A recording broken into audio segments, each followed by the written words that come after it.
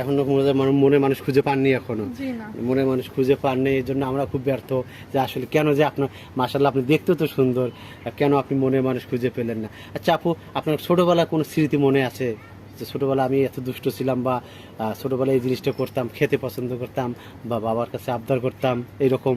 না, অনেক দুষ্ট ছিলাম বলতে অনেক, মানে যেটা চাইতাম সেটা দিতেই হইতো। দিতে হইতো? খুব জিদ ছিল? হ্যাঁ হ্যাঁ, খুব জেদি ছিলাম যে এইটা জিনিস লাগবেই আমার? হ্যাঁ হ্যাঁ। আবদারটা কি বাবাকে করা হতো না মাকে? মাকে। বাবাকে? বাবাকে খুব কম আবদার করি, কিন্তু মাকে একটু বেশি আবদার করি। মাকে বেশি আবদার করা হয় না? আর মাকে যেটা আবদার করেন অবশ্যই সেটা হ্যাঁ এনে দেবে না? হ্যাঁ, মা বাবা দুইজনকে যেটা আবদার করি দুইজনেই এনে দেয়, কিন্তু আম্মুর কাছে একটু আবদার বেশি। আপু এখন বর্তমানে আপনি সিঙ্গেল রয়েছেন, এখন মনের মানুষ পান নাই, তো আসলে মনের মানুষ যে আপনি পাবেন, বা মনের মানুষ করলে যে যাকে মনের মানুষ আপনি পাবেন, যে যে ছেলেটা আপনার কাছে আসবে, সে যতই টাকা পয়সা হোক বা যতই বাড়ি গাড়ি থাক, শুধু চাচ্ছেন একটা ভালো একটা মনের মানুষ, তাই না? যে আপনাকে টেক কেয়ার করবে, যে ভালোবাসতে রাখতে পারবে। এমন হয় ভাই, কোনো ভাই যদি আপনাকে বলে যে তোমার সাথে ভালোবাসবো, তোমাকে বিয়ে করব, তোমাকে আপনাকে যদি বিয়ে করার পর আপনার ফ্যামিলির দায়িত্ব নিলে হবে না শুধু আপনাকে নিতে হবে? শুধু আমার দায়িত্ব নিলেই হবে। শুধু আপনার দায়িত্ব নিতে হবে, আপনার ফ্যামিলির দায়িত্ব?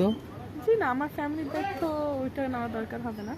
ওটা নেওয়ার দরকার হবে না। সে যদি ইচ্ছে করে যে নিতে পারবে, আর না পারলে নাই, কোনো সমস্যা নেই।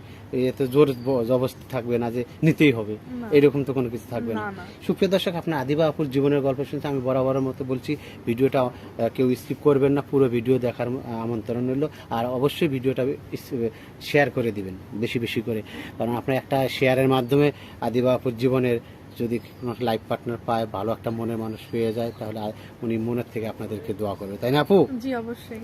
আচ্ছা আপু, আপনার শ্বশুর শাশুড়ি যে হবে, তাকে শ্বশুরকে 10-এ কত দিবেন, শাশুড়িকে 10-এ কত দিবেন? দুইজনকে 10-এ 10 দিব, কিন্তু শাশুড়িকে আবার 10-এ 11ও দিতে পারি, সমস্যা নেই। শাশুড়িকে একটু বেশি দিবেন? হ্যাঁ হ্যাঁ, তাই? জি। আচ্ছা, আপনার একটা ননদ যদি থাকে বিয়ের করার পর, তাকে কোন চোখে দেখবেন? জি, নিজের বোন, আপন বোন। শুধু আপন বোনের চোখে দেখবেন? আর দেবর থাকলে?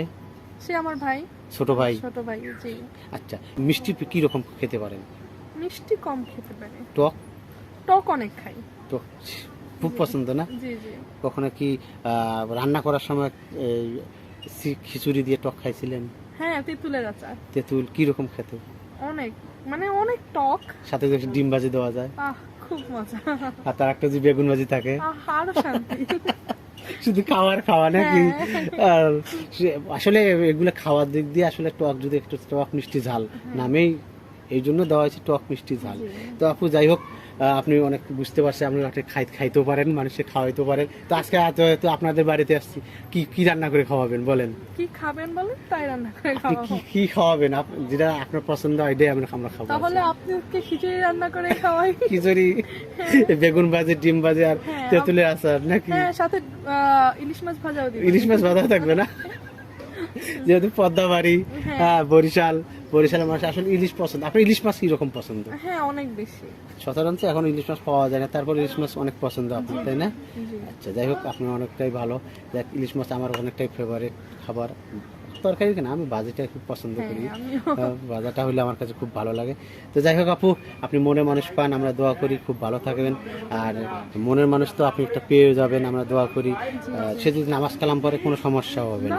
না, অবশ্যই সে নিজে নামাজ পড়বে, আমাকে বলবে নামাজ পড়তে, অবশ্যই। আর যদি কোনো ভাই এরকম থাকে, আমাদেরকে নক করবে, আমরা অবশ্যই আপনাদের সঙ্গে কন্ট্যাক্ট করার চেষ্টা করব।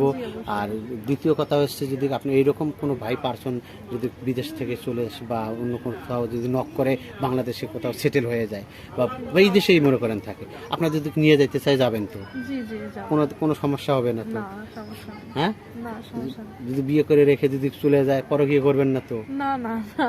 শিওর বলছেন? জি শিওর। হ্যাঁ, জি শিওর। অনেকে তো এখন তো সুন্দর সুন্দর কথা বলতেছেন, কারণ বলে না যে এখন দুষ্ট মুখে মিষ্টি কথা, মিষ্টি মিষ্টি কথা বলতেছেন, বিয়ের পর ওই কাল নাগিনে সবল দেবেন।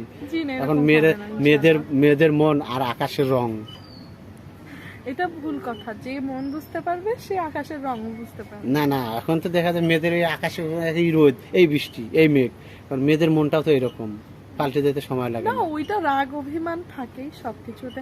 এখন রাগ অভিমান করলে সে আমাকে বুঝাবে, আমি তাকে বুঝাবো, এভাবেই চলবে জীবন। উত্তেজিত হওয়া যাবে না। জি না, একজন যদি রাগ হয় একজন ঠান্ডা থাকতে হবে, আর দুইজন যদি রাগ হয়ে যায় তাহলে তো সমস্যা, তাই না? আসলে একজন রাগ হলে একজন ঠান্ডা থাকতে হবে, একজন রাগ করতে হবে, আর দুজন যদি হট হয়ে যায় তাহলে তো তাহলে তো হবে না। সমস্যা। তো এইটাই সুন্দর একটা কথা বলছেন। সুপ্রিয় দর্শক, আপনারা ভালো থাকবেন, সুস্থ থাকবেন।